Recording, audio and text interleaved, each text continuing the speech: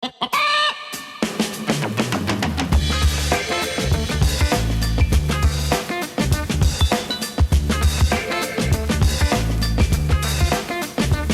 dice la introducción: muy buenas humano, muy buenas persona que me escuchas. Yo soy Tamara Pazos, divulgadora científica con formación en biología y neurociencia, y esto es Un humano por persona.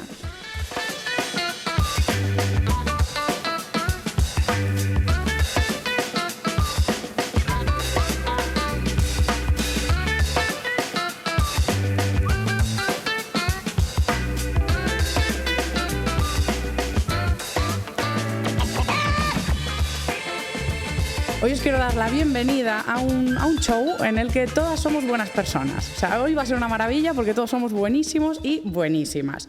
¿Por qué estoy diciendo esto? Porque yo soy una persona que tiene una convicción de que todo el mundo es bueno hasta que se demuestre lo contrario, ¿no? Esto puede resultar un poco infantil, naif, decir, bueno, pobrecita, le falta encontrarse con un par de personas en la vida, ¿no? Pero a pesar de haberme encontrado con un par, sigo con esta convicción porque me gusta encontrar una justificación para todo. Es decir, ¿por qué? ¿Por qué la gente hace cosas que hacen daño a otros? Tiene que haber un motivo, una explicación. A veces no, a veces simplemente hay psicópatas. Se cree que hay más psicópatas fuera de la cárcel que dentro de ellas y nunca llegarán a cometer ningún delito que los lleve a la cárcel. Pero el resto de personas, a priori, yo suelo creer en los malos entendidos. Entonces ahora, yo aquí, como Tamara, me he colocado pues una altura moral que digo, bueno, Tamara es buenísima persona y ahora, ¿qué toca? Pues daros lecciones morales al resto. Pero lejos de hacer eso, lo que quiero explicar hoy es que somos incoherentes. A pesar de que nos encante pensar que todos somos buenas personas, todos tenemos muchas, no pocas, incoherencias. Y para hacer un programa honesto, para hacer un programa que de verdad ayude a no culpabilizarnos cuando tenemos estos sesgos o estas tendencias a tener unos pensamientos con los que no estamos alineados profundamente, quiero compartir los míos. Una de mis grandes incoherencias, por ejemplo, está en lo que sé y conozco de la industria ganadera intensiva. No es solo un conocimiento popular, sino que me he dedicado a hacer investigación para hacer contenido también en podcast, escritos, artículos sobre cómo se trata a los animales en ese tipo de instalaciones, si sufren o no sufren, es decir, su sistema nervioso está sufriendo, hay sufrimiento, sí que lo hay. También incluso he escrito y reflexionado en ámbitos filosóficos, si tenemos o no un deber moral para con esos seres, y si lo tenemos, a priori cualquier ser vivo que dependa de nosotros, tenemos un deber moral de procurarle bienestar. Por lo tanto, con todo esto, mis valores estarían en, oye, Tamara, pues no consumas ese tipo de productos, ¿no? O sea, esto está en contra de tus valores. Sin embargo, no he encontrado la coherencia para desecharlos de mi dieta. Es decir, yo sigo consumiendo esos productos, bien sea por economía, por rapidez, por pereza o por volver a ponerme una venda en los ojos y no querer ver eso que descubrí cuando lo descubrí. Os cuento sesgos más duros todavía. Esto es algo que en el momento fue una experiencia muy desagradable y el otro día fue entrando en mi casa. Entraba en el ascensor y se abrió el ascensor y me encontré a un adolescente negro con los brazos en alto. Podría haber pensado cualquier cosa, pero ¿qué pensé? Que estaba dejando droga para un vecino que pensamos que pasa drogas. Claro, diréis, Tamara, tía, pero ¿qué tipo de infraser eres? ¿Por qué has pensado eso? Todo mi camino de ascensor fue como un Padre Nuestro de culpabilización, vergüenza y de ir pensando alternativas. Pero Tamara, si habrá mil explicaciones. Si hubiese encontrado a una mujer de tu edad, ¿hubieses pensado eso? No dirías, mira, esta tía estaba bailando, estaba haciendo el tonto, la pillé mirando si le olía el sobaco. Cualquier explicación posible antes de asumir que esa persona que yo me estaba encontrando en el ascensor estaba pasando drogas. ¿Qué estaba pasándome ahí? Pues que sufrí un sesgo descomunal por mi cultura, por mi educación, y en el programa de hoy vamos a ver si esto es o no voluntario y qué grado de culpa tengo que tener sobre esto. Desde luego, algo a lo que yo llego es a la pregunta de ¿soy yo racista? Sí. De hecho, el otro día escuchaba un podcast, un pequeño fragmento de Malas Personas con Victoria Martín y Jordi Wild, en el que él afirmaba no ser machista. Decía, no, sí que he tenido comportamientos machistas, pero yo no soy machista.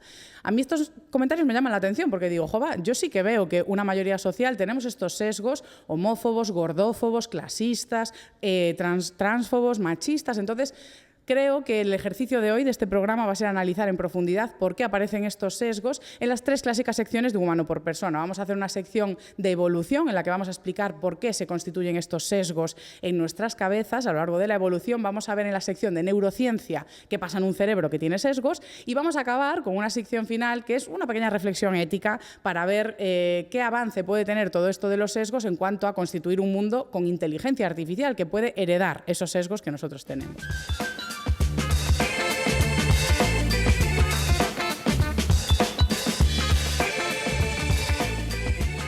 Entonces vamos ahora con la sección de evolución. Esta es una sección que me encanta porque tiene mucha utilidad a nivel divulgativo entender por qué somos como somos y de dónde venimos. Entonces, si vosotros pensáis en cualquier ser vivo que nace, es un ADN, es un paquetito de ADN que llega al mundo en un par de células que se van desarrollando, ¿no? Entonces, un ser vivo no deja de ser una cápsula que protege un material genético que es profundamente egoísta. O sea, os juro que al material genético le dais igual. O sea, lo único que quiere es que os cuidéis lo justo para sobrevivir y reproducirse. Un material genético, un ADN, es un ente egoísta. Entonces, si pensáis en un bebé, pues también pensáis en un ente egoísta. El bebé lo único que quiere es sobrevivir. Desde que nacemos, cualquier ser vivo va desarrollando capacidades para leer el entorno y saber cómo puede sobrevivir mejor. Es decir, el propio material genético ha ido acumulando adaptaciones para decir, oye, vamos a hacer un super listín de las cosas que nos hacen sobrevivir y de las cosas que son un peligro. ¿Vale? Tú desde pequeño vete archivando todo lo que te rodea. Entonces, con esto lo que conseguimos es hacer un radar en nuestra vida de lo que es bueno y malo para nosotros. Y esto lo construimos alrededor del yo. El yo, el yo, el yo, el yo, el yo. Ahí el yo que construye una escala de valores y referencias de las cosas que son peligrosas o no para ti. Entonces, cuando un bebé, o a lo largo de la evolución, nuestra especie ha evolucionado, ha ido haciendo lo que conocemos un sistema atencional que es personalizado. Tú naces, te vas exponiendo a distintas cuestiones que te van diciendo, oye, Tamara, esto para ti es peligroso. Pero igual para otra persona no. Yo, por ejemplo, si no me desarrollo en un sitio donde hay una planta venenosa y nunca la veo, no voy a tener un sistema atencional que me diga que eso es peligroso. Entonces, los sistemas atencionales, en relación al yo, de lo que es peligroso o no para ti, son totalmente personales y se educan en base a tu cultura, al entorno, a lo que te rodea. Sin embargo, hay cuestiones que sí que son más, como, no quiero decir primitivas, pero intuitivas, cosas que tenemos tan programadas en la evolución que siempre se quedan. Y una de ellas es, imaginad ese bebé, lo importante que es la dependencia del grupo. Es decir, tener constante dependencia es una cuestión que hace que su sistema atencional diga, oye, yo necesito adultos alrededor, necesito que ellos me alimenten, que ellos me protejan. Entonces, a lo largo de la evolución se fue haciendo indispensable la validación en grupo, que no es nada negativo, ¿eh? Lo tenemos como muy negativizado en nuestra cabeza, que depender de los demás o la validación externa es malo, y realmente es algo adaptativo, que tú poco a poco vayas viendo qué cosas te hacen pertenecer al grupo, y cuando pertenecemos al grupo pues tenemos alimentos, recursos, relaciones, tenemos protección y más capacidad de defendernos frente a amenazas. Por lo tanto, a lo largo de la evolución fuimos construyendo unos sistemas atencionales que nos hacen evaluar al otro, para ver, oye, ¿cómo consigo algo de esta persona? ¿Cómo consigo saber si me va a dar ayuda o no? Entonces, para esto, ¿qué hacemos? Pues un sistema que le encanta al cerebro de categorizar. Y categorizamos, y empezamos a categorizar, sobre todo en espacios, y esta es una de las teorías evolutivas, en los que no había suficiente recurso para todos, ¿no? Entonces era como un ambiente competitivo. Imaginamos antepasados que estaban en un espacio natural en los que, oye, pues no tenemos aquí una máquina expendedora de agua, hay que ir a buscarla, igual hay sequía, o hay árboles contados con frutas contadas, entonces no hay para todos. Ahí se hace fundamental hacer categorizaciones muy rápidas y veloces sobre lo que tengo delante es amigo o enemigo, es de los míos o de los otros. Y ahí es donde aparecen los estereotipos en la evolución. El estereotipo se hace sobre el grupo, ¿vale? Nosotros cogemos un grupo que observamos de forma repetida y decimos, vale, a ver, estos son los míos, no se parecen a mí, no son como yo, no hablan mi mismo idioma, no tienen mis mismos sonidos, mi mismo pelaje, plumas. Los animales vamos haciendo eso, vamos evaluando si lo que tenemos enfrente es de los nuestros o no. Generalmente, cuando detectamos que algo es muy parecido a nosotros, bien, seguro, ¿no? O sea, dirá, bueno, bien. Lo que pasa es que cuando detectamos algo muy diferente, en los animales se salta, por lo menos de entrada, en los primeros encuentros, una alarma. Y si tras repetidas exposiciones vemos que no es peligroso, genial. ¿Vale? Entonces, ¿esto qué hizo? Pues que estableciésemos esa categorización que lleva a los prejuicios, que es exploramos un grupo y decimos, tienen estas características. ¿Qué pasa? Que del estereotipo sale el prejuicio. Cada vez que vemos a un individuo suelto de ese grupo y decimos, pues tiene la pluma verde, es del grupo de la pluma verde. De repente lo que hacemos es trasladar todas las características del estereotipo del grupo a un individuo. Es decir, extrapolamos e inferimos una cualidad grupal a un individuo. Y ese es el prejuicio, ¿vale? Esa sería la diferencia entre los estereotipos y los prejuicios. El estereotipo va al grupo y es una cuestión que tiene hasta sentido adaptativo, es reconocer distintas entidades, colectivos, grupos, pero después, cuando tú asumes cuestiones sobre esa persona o sobre ese animal o sobre ese individuo de otro grupo es un prejuicio. Claro, a lo largo de la evolución, ¿por qué creemos que se hizo interesante saber quiénes son los nuestros? Pues una de las teorías era que cuando proteges a alguien que se parece mucho a ti, lo más probable en un entorno natural es que sea familiar tuyo, por lo tanto tiene ADN tuyo, es decir, también es una cuestión egoísta, a modo, lo más probable es que proteja ADN en común con el mío porque eres mi hermano, mi primo, porque estás aquí al lado. Esa es una de las teorías que también apela a, bueno, pues nos protegemos de forma egoísta. Después de entender todo esto, hay una cuestión en salud pública que se llama la falacia ecológica, que sería lo mismo que explicar un prejuicio, ¿no? Es decir, simplemente lo que estamos haciendo es coger una asociación a escala poblacional y hacer una inferencia sobre el individuo. Esto en salud pasa mucho sobre todo con la gordofobia. En el ámbito médico es muy común que cuando vemos a una persona entrar en la consulta con un sobrepeso, el sesgo de que las cosas que le pasan son inherentes a ese peso nos lleva a veces a hacer un mal diagnóstico, por ejemplo, ¿no? Pues esto es una cuestión que se estudia y se trata de contrarrestar. Entonces, a este punto hemos llegado en la evolución humana. ¿Era una cuestión adaptativa en el pasado? Por supuesto. Tener estereotipos era una cuestión que ayudaba a identificar a rivales, peligros, a los tuyos, y el prejuicio es algo que se ha ido instaurando para ese mecanismo de protección. Pero vamos a ver ahora en la sección de neurociencia cómo funciona todo esto en el cerebro para ver qué implicaciones tiene hoy en día en el presente.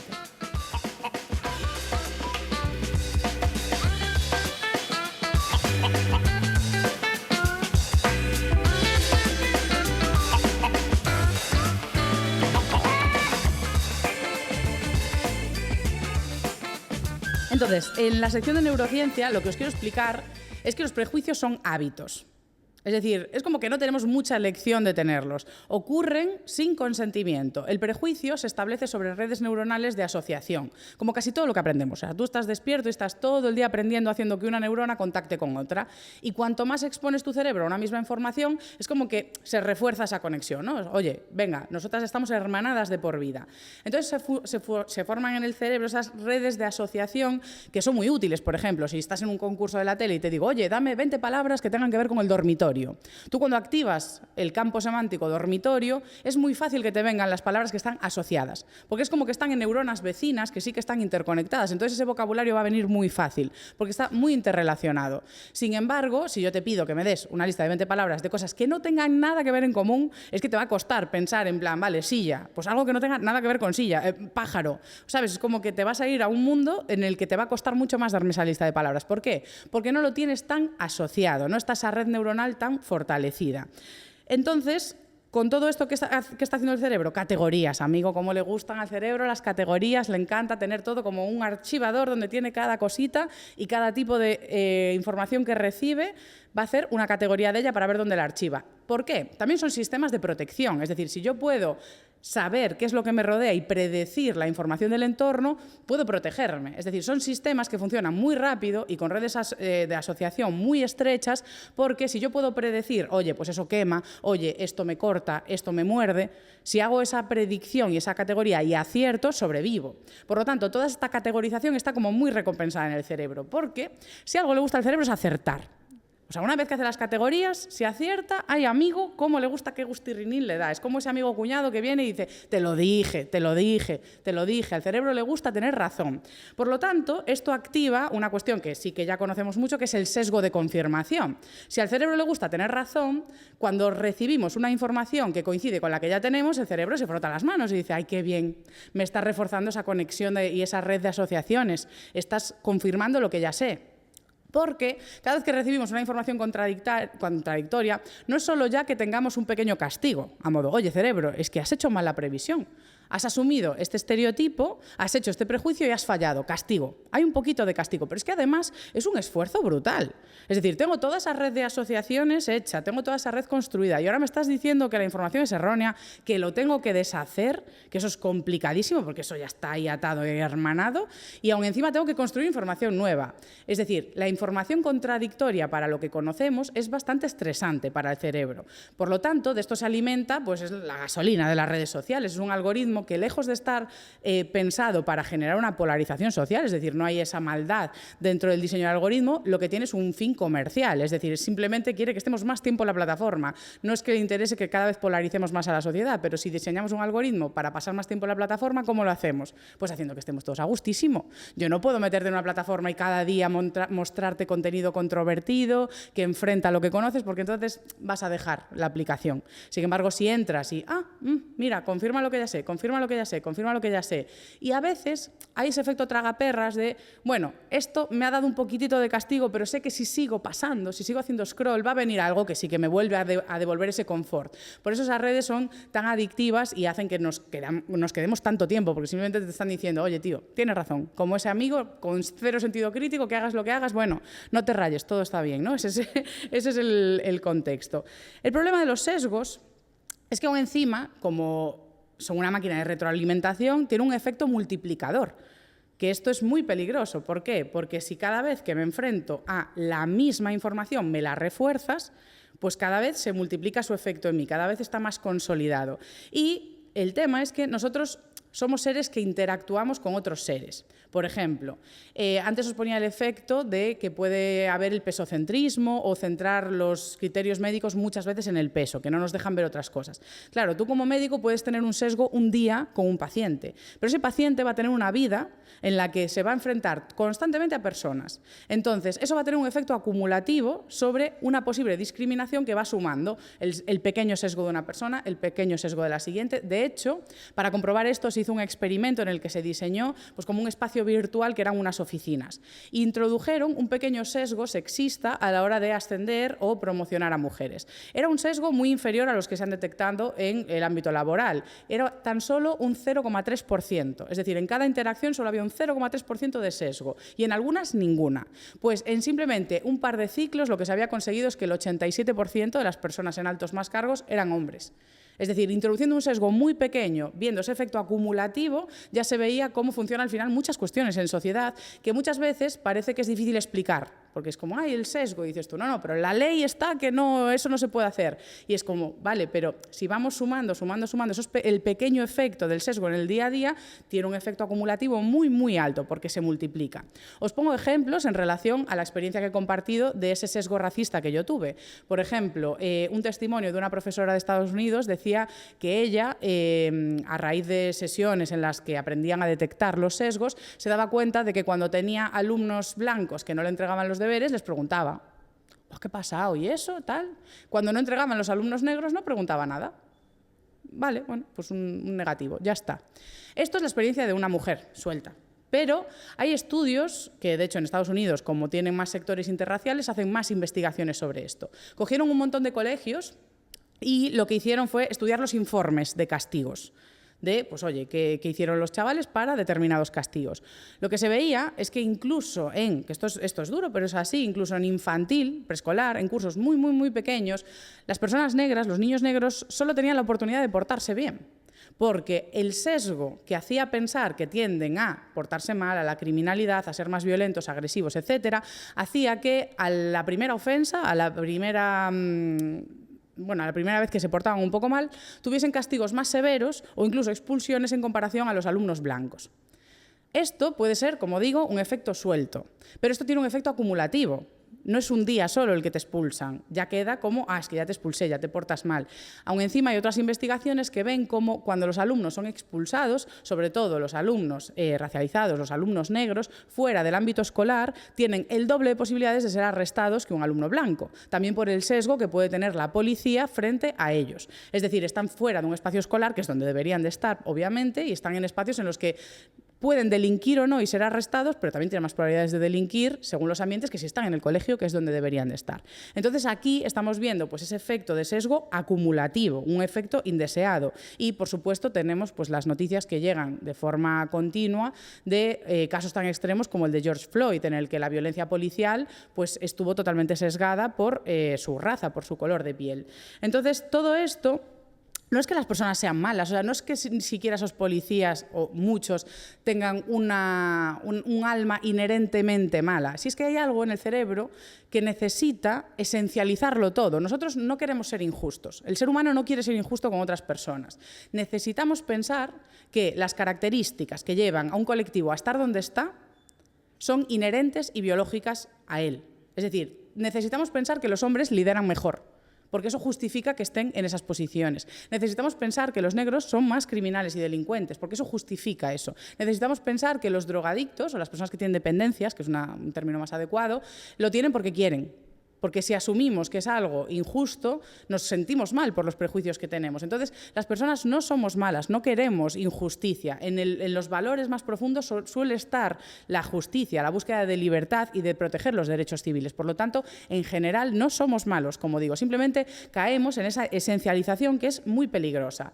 Sí que hay algo de biológico en todo esto de los sesgos, sí que hay algo de esencial, pero no en la persona que estamos juzgando, sino en nosotros mismos. Cuando estudiamos la biología del cerebro, gracias a la neuroimagen, a la hora de juzgarnos los unos a los otros, se ven distintos efectos. Por ejemplo, hay estudios vinculados a la empatía, en los que tú quieres ver cómo funciona el cerebro cuando ves sufrir a otra persona, ¿no? Y entonces ya sabréis por dónde voy a ir.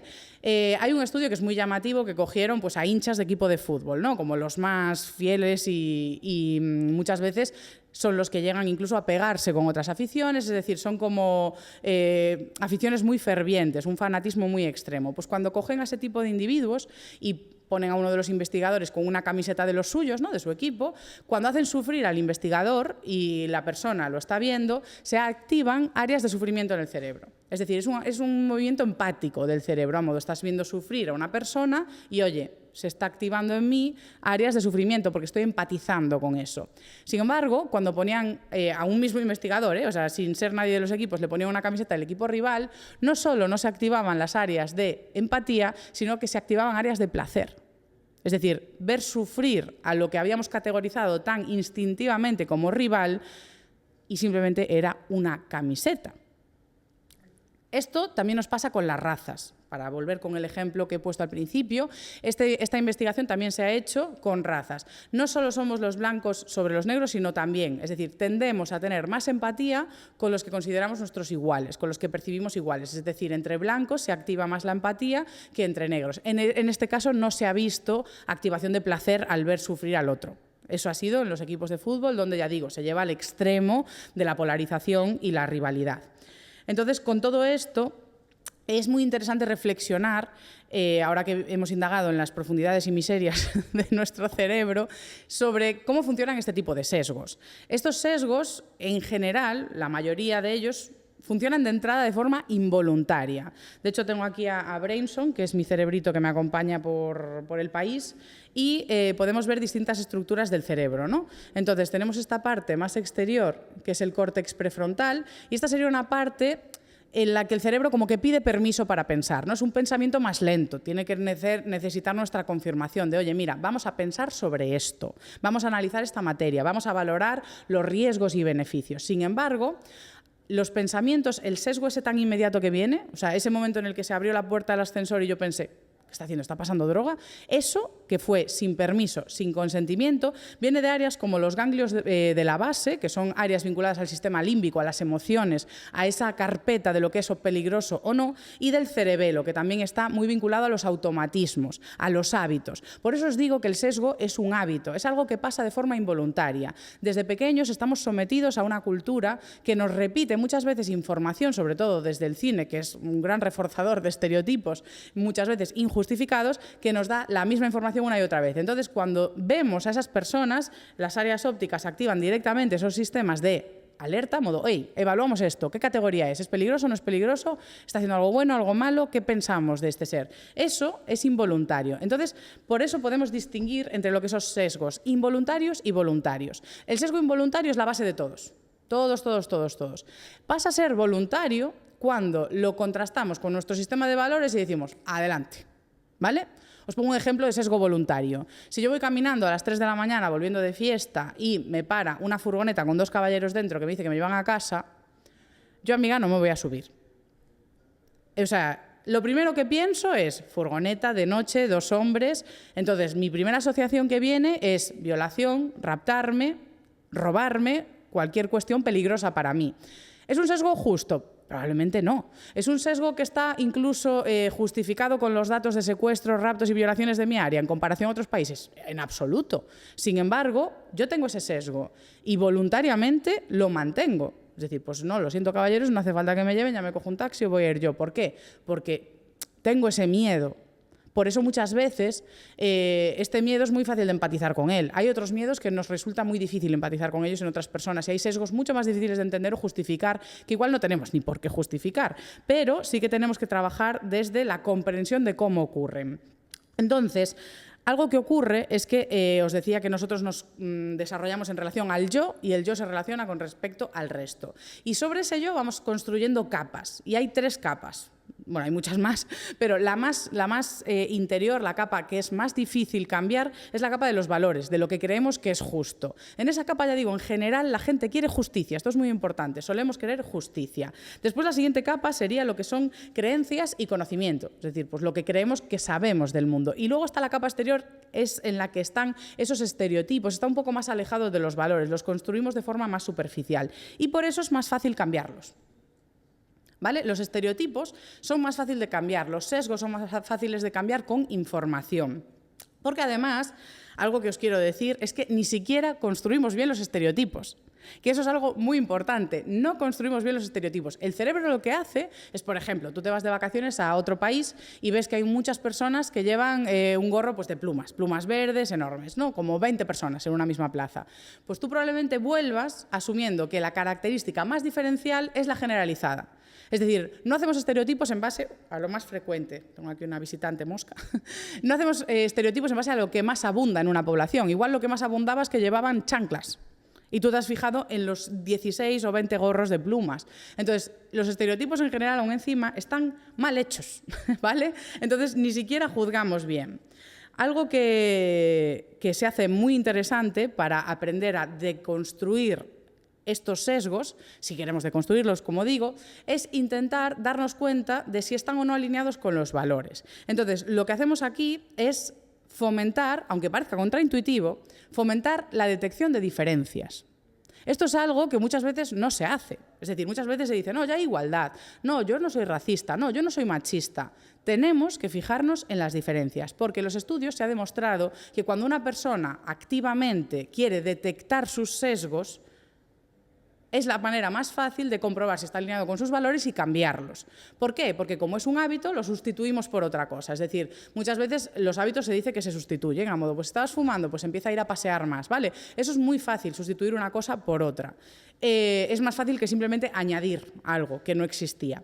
Entonces, si sustituimos el sesgo, trabajamos de cara a disminuir su efecto en el resto. El sesgo probablemente siga estando ahí. Es muy, muy, muy difícil quitarlo. Es decir, yo el otro día he tenido ese sesgo y me sorprendió. Y de hecho me hizo tener miedo de cuántos no habré pillado. ¿Cuántos sesgos he tenido en el día que ni siquiera me he dado cuenta? Porque en ese momento fue un sesgo tan fuerte, ¿no?, que sí que me sorprendió. Dije, hostia, Tamara, ¿pero quién eres? O sea, ¿pero qué acabas de pensar? Entonces, claro, ahí me sorprendió tanto que lo analicé. Pero ¿cuántos sesgos tengo que no he sido capaz de percibir? Entonces, esto es algo que se entrena, se activa. Simplemente empezamos a ser conscientes cada vez que nos enfrentamos a otra persona de, oye, ¿qué diferencias tengo con él? ¿Lo estoy evaluando o juzgando en base a algo que no me estoy dando cuenta? Pues ese tipo de activación es en la que tenemos que incidir para ir derrocando cada vez el efecto que tienen los sesgos, ese efecto acumulativo en la población. Hay algo también importante para acabar esta sección de neurociencia y es que tenemos que tener cuidado con el activismo. O sea, yo veo muy buenas intenciones en redes sociales, pero a veces muy malos resultados. Y es porque pensamos que, pues con decir, oye, esto está mal, no lo repitáis, ya está. Y divulgar para deconstruir sesgos es muy, muy, muy delicado porque, como os digo, estamos yendo a el corazón de la identidad de la persona. Si generamos rechazo, hemos perdido a ese interlocutor. O sea, en el momento en el que vamos desde la crítica, desde la culpabilización y la vergüenza, esa divulgación para romper los sesgos no está bien hecha porque va a generar rechazo. Te vas a archivar automáticamente en el cerebro de esa persona como el rival y la información que tú dices está en contra de lo que yo pienso. Entonces, hasta luego a esa categoría. La comunicación, para romper los sesgos, tiene que ser clara, directa y libre de juicios al interlocutor. No puede haber insulto, no puede haber reproche, no puede haber eso. Tiene que haber comprensión a cómo se estructuran esos sesgos en el cerebro y un interés genuino de encontrar un frente común, no simplemente de juzgar y criticar. ¿Por qué? Porque, como os decía, la gente quiere ser justa. Entonces, si lo que logramos es un diálogo entre esa capa de valores y la capa más exterior de los prejuicios y logramos hacer ver, oye, es que estabas teniendo un sesgo, pues eso es lo más liberador. Eso es lo que más va a decir, oye, no estabas siendo coherente. Tú quieres ser una persona justa, pues este sesgo que has aplicado es injusto porque está mal fundamentado. Esa es la mejor manera que tenemos para divulgar y prevenir los sesgos. Porque, como os digo, el sesgo es un hábito. Por lo tanto, si es un hábito, puede ser una elección dejar de hacerlo y cambiarlo. Además, cuando divulgamos en esto, nos tenemos que fundamentar en 3 pilares del comportamiento cognitivo, que es la conciencia, la motivación y las estrategias de sustitución. Por lo tanto, detección de sesgo, cambio. Detección de sesgo, cambio. Simplemente pensar alternativas. Ese fue un ejercicio que yo sí que hice, que fue subir en el ascensor pensando, podría estar eso, oliéndose el sobaco, viendo los abdominales, haciendo así con los bíceps, haciéndose una foto, podría estar haciendo cualquier cosa. Esos pensamientos alternativos son los que ayudan a ir quitando fuerza a esa red de sesgo.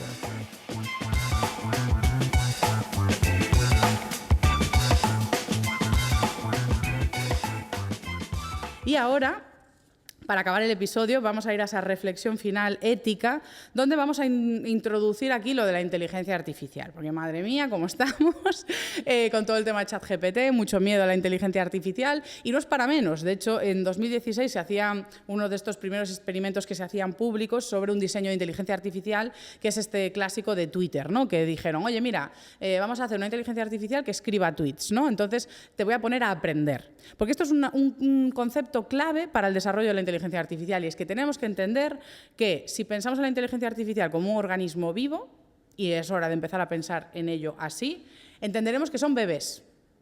La inteligencia artificial es un bebé en desarrollo. Está aprendiendo a detectar lo que es peligroso, lo que no. Está construyendo sus sesgos. Y también va a tener un efecto acumulativo. Cada vez que metamos un sesgo, se va a multiplicar. En cuestión de 2 horas, esa inteligencia artificial escribía tweets profundamente machistas, racistas, homófobos, gordófobos. Había aprendido de los humanos, en las redes sociales y en Twitter, ese tipo de lenguaje, ese tipo de conceptos. Había hecho toda esa red mucho más rápido que nosotros, porque tienen mucha más inteligencia que nosotros, esas redes, esas inteligencias artificiales, ¿no? De hecho, el propio ChatGPT, y cito textualmente, si le preguntas si la inteligencia artificial tiene sesgos, sobre todo sesgos en el caso de estereotipos de género, dice, la inteligencia artificial puede tener problemas de sesgo de género debido a que los algoritmos son diseñados y entrenados por seres humanos, quienes pueden tener prejuicios y estereotipos de género. Es decir, quien diseña, educa. Tenemos que pensar que las personas que diseñan la inteligencia artificial son los padres de la inteligencia artificial. Y aquí sí que llega un momento en el que tendríamos que pedir carné de padres, ¿no? O sea, yo creo que aquí sí que vendría esa reflexión interesante. Pero esto realmente lleva pasando desde siempre en investigación. En el siglo XX, cuando se trataba de explicar las teorías evolutivas, de cómo evolucionan las especies, cómo evolucionan, los investigadores venían de un ámbito que aún hoy es muy competitivo, de conseguir becas, dinero para la investigación, publicaciones. Eso es un ámbito de cuantas más publicaciones, más arriba estás, más puestos consigues. Por lo tanto, esto hacía que imprimiesen ese sesgo de competitividad en las teorías evolutivas. Ellos explicaban, como lo he hecho yo en la introducción, ojo, la evolución a través de la competitividad por los recursos. Y lo que hicieron fue infraestimar el grandísimo efecto que tiene la cooperación en la evolución. La mayoría de las especies que conocemos, de animales, de vegetales, somos especies cooperativas. El mutualismo y la simbiosis es casi constante en el entorno. Obtenemos beneficios. De hecho, cuando hablamos de teorías de altruismo, también tienen una base egoísta, pero realmente ayudamos al que está al lado. Es decir, porque la interacción con personas hace que sea más probable que me devuelvan el favor. Y no es una cuestión ni de lazo de sangre ni de rivalidad, es cuestión de cooperación. Por lo tanto, esto me parece interesante tener en cuenta, de cómo desde los pilares de la investigación hemos ido introduciendo y manteniendo sesgos hasta el día de hoy. Esto no solo pasaba en ese contexto tan concreto, sino que a lo largo de toda la historia ha ido habiendo cambios en los sesgos que teníamos. Por ejemplo, Hipócrates escribía que la personalidad y el tipo de inteligencia que tenía una persona estaba fundamentada con los humores. Los humores pues, era la bilis, la sangre, el sudor. Entonces decía que las poblaciones del norte, como estaban expuestas al frío y a la humedad, pues los humores se volvían más líquidos y eso te atontaba. Sin embargo, en el sur, en Etiopía, en Egipto, el calor secaba los humores y hacía gente más inteligente. Entonces, estamos viendo cómo a lo largo de la historia ha ido cambiando la percepción que tenemos sobre distintos cánones y estatus en sociedad. Después también tenemos rasgos de cómo en la Ilustración, ese endiosamiento que se hizo de Grecia, de Roma, viendo esas esculturas blancas, se creía que se usaba el mármol para recrear la pureza de la piel blanca. Y hoy en día sabemos que eso es un error arquitectónico, que simplemente no se sabía que estaban pintadas. Hoy tenemos muchos estudios que se ve que esas estatuas eran de múltiples colores, no querían representar la pureza de la blancura en absoluto. Con todo esto, lo que vemos es que la historia, por ejemplo, el estudio de la historia y conocer todos estos datos, se ve un gran efecto sobre la reducción de los sesgos. Es decir, tener más pensamiento crítico, más sentido crítico. Cuando entiendes que los sesgos no son inherentes, escapamos del esencialismo. Es decir, cuando tú entiendes que no hay nada inherente y biológico en la posición social que tiene pues, una persona por su raza, por su peso, por si tiene una drogodependencia, por si es mujer u hombre, por si es de una u otra orientación sexual, cuando entiendes eso, cómo ha ido cambiando esa perspectiva a lo largo de la historia, también es una de las herramientas más interesantes que conocemos. Esto es un gran avance si lo planteamos en la inteligencia artificial. Si los padres de la inteligencia artificial quieren diseñar entornos de ayuda, podemos diseñar un montón de plataformas que te den criterios históricos para entender cómo ha evolucionado un estereotipo a lo largo de la historia, por ejemplo. El hecho de fomentar la empatía. La inteligencia artificial tiene una grandísima potencialidad para fomentar la empatía y es para sentirnos iguales. Muchas veces despreciamos los intentos que se hacen en el ámbito audiovisual para introducir diversidad. Lo vemos una exageración, ahora una sirenita negra, bueno, ¿qué más? ¿No? Entonces todo esto nos parece una exageración, pero el efecto que tiene sobre nuestras capacidades cognitivas de empatizar con otras personas racializadas, con sus criterios y selección a lo largo de la historia, nos hace ser menos sesgados. Además, os menciono un estudio, por ejemplo, en el que cogieron un alumnado que tenía que ayudar a compañeros daltónicos, ¿no? A la mitad de la clase le explicaron cómo es el daltonismo, a modo, pues mira, les pasa esto, tienen estas dificultades, pero a la otra mitad le pusieron unas gafas de realidad virtual en las que experimentaban el daltonismo.